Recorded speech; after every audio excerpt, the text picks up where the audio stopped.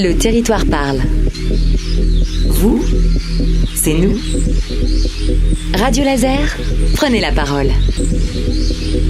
Bonjour à tous, je m'appelle Joanie et aujourd'hui je vais vous parler de Steven Callahan. Vous le connaissez peut-être car oui, il a créé un livre, À la dérive, qui raconte son terrible périple au milieu de la mer, seul sur un radeau de sauvetage. Et moi, je vais vous raconter son histoire en quelques minutes. Je vous laisse avec la suite. Radio Laser. Nous sommes en 1981, les gens dansent et ils ont des coupes un peu bizarres mais cool. Et Steven Callahan, lui, il a besoin de changer d'air. Après un divorce compliqué, il se donne comme objectif de traverser l'Atlantique tout seul, à bord de son voilier, pour 1 mois maximum.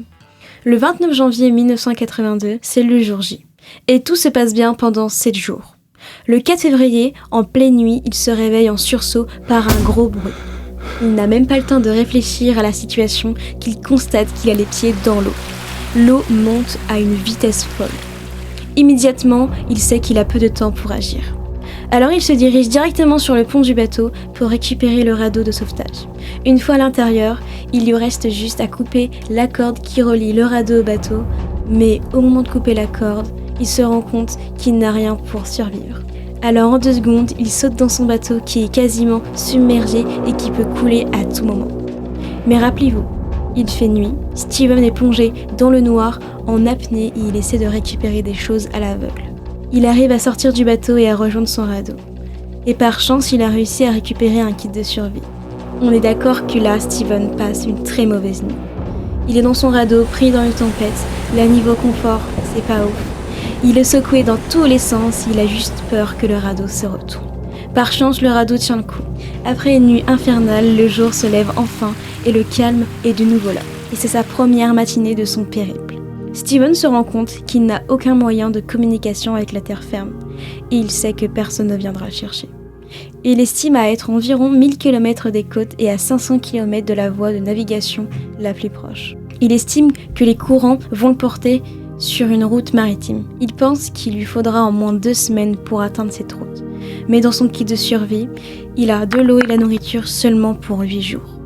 Mais heureusement, en ouvrant son kit de survie, il tombe sur 3 kits de filtration solaire. En gros, c'est une bouée que tu gonfles, dans laquelle tu mets de l'eau de mer, et le soleil, en tapant sur la bouée, va faire que l'eau s'évapore et donc se sépare du sel qu'elle contenait. Mais faut-il savoir comment ça marche ? Pendant plusieurs jours, Steven va s'acharner à trouver leur utilisation. Mais il ne parvient pas à récolter une seule goutte d'eau. On est au 7e jour du périple de Steven, il lui reste que 1 jour de provision et ça devient très urgent pour lui de trouver de l'eau. Et il va faire une chose très intelligente, il va découper un des filtres d'eau pour en comprendre le fonctionnement. Une stratégie qui paie, puisqu'il parvient à faire marcher ses appareils et à récupérer quelques gouttes d'eau potable. Jour 11. Pour lui, 2 bonnes nouvelles. La première, c'est qu'en 11 jours, sous son radeau, il y a un véritable petit écosystème qui s'est formé. La deuxième bonne nouvelle, c'est qu'avant de quitter son bateau, il a réussi à prendre, en plus du kit de survie, un fusil harpon. Et il arrive à pêcher quelques poissons. Avec la nourriture et l'eau, Steven reprend un peu espoir. Mais une nuit, son canot se fait percuter par un requin. Steven s'empare de son harpon et met quelques coups à l'animal qui finit par s'enfuir. Comme prévu, après 2 semaines de dérive, Steven atteint la route maritime qui est moins empruntée qu'il ne l'avait espéré. Malgré tout, il aperçoit une nuit un cargo à l'horizon. Il allume un fumigène qu'il agite dans tous les sens. Le bateau se dirige vers lui. Steven est tellement content. Il va être enfin secouru. Mais le navire passe devant le canot de sauvetage sans s'arrêter.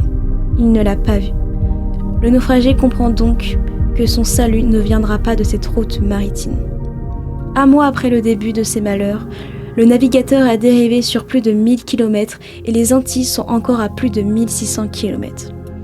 Au 43e jour de dérive, il harponne un poisson, ce dernier se débat, casse l'extrémité de l'arme et perce un flotteur inférieur du canot de sauvetage qui se dégonfle et qui est maintenant très instable.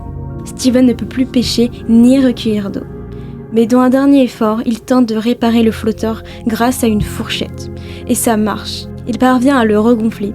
Comme si ça ne pouvait pas être pire, ses filtres à eau sont périmés. Steven ne peut plus transformer l'eau salée en eau potable. Il lui reste seulement ces 3 petites canettes d'eau de son kit de survie. Steven est à bout de force. Mais alors qu'il sent sa fin approche, et qu'il dérive depuis maintenant 76 jours, Steven aperçoit une île, puis, peu après, un bateau de pêcheurs qui le récupère. C'est la fin de son calvaire. Il vient d'atteindre Marie-Galante, qui dépend de la Guadeloupe, à seulement une centaine de kilomètres de son objectif initial. Et après 76 jours, il a pu enfin remettre les pieds sur terre.